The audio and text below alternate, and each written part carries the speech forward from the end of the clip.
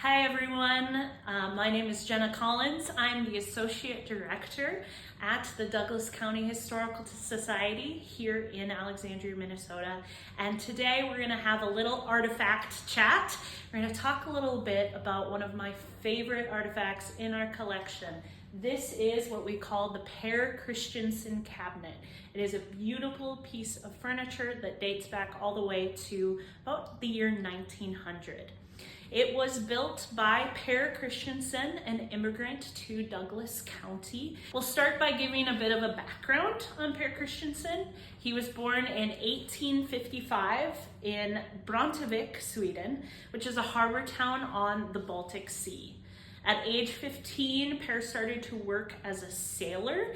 He started as a cook and continued to work up the ranks as he sailed all over the world. He sailed from Sweden to New York, England, Spain, and even all the way to Singapore.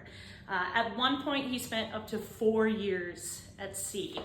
It's likely that Pehr learned much of his skills as a carver while he was at sea. Sailors had the habit of whittling, and whittling being a common pastime, he would have plenty of time to perfect his skills. At age 24, back in Sweden, he married Maria Johnsdotter, and they spent a couple years in Sweden before immigrating to Jersey City, New Jersey.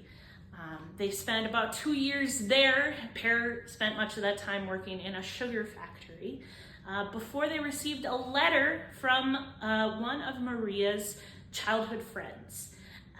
The Hansons, Peter and Elise Hanson, sent a letter saying, hey, you gotta come to Minnesota, we've got land we can sell you, so we want you to come here. And so they moved to Spruce Hill, Minnesota, right here in Douglas County.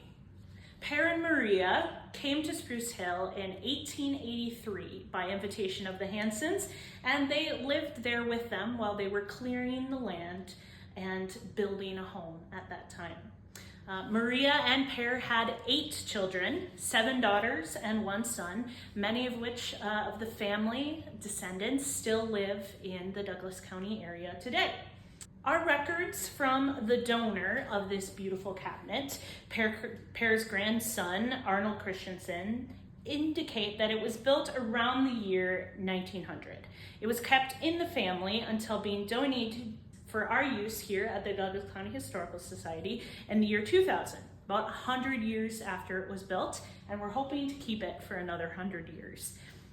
This piece of furniture could probably be classified in a few different ways. It's almost a combination of a chest of drawers or a dresser with the cabinet on top.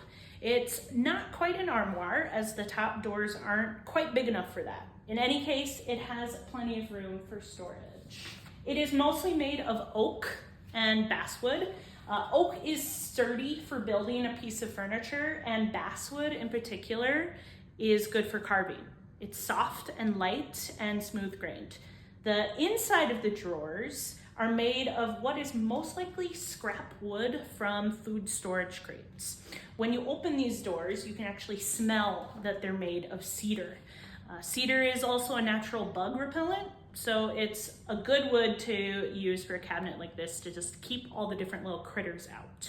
Let's take a closer look at the beautiful carvings and details on this cabinet. It is absolutely covered in different motifs of nature, birds, flowers, and starbursts. There are distinct and deliberate patterns along the edge of the drawers. This really speaks to Pehr's skill as an artist.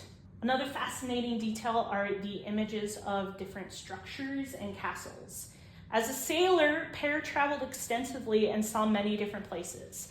We can guess that these are some of the places he may have been and he may have seen.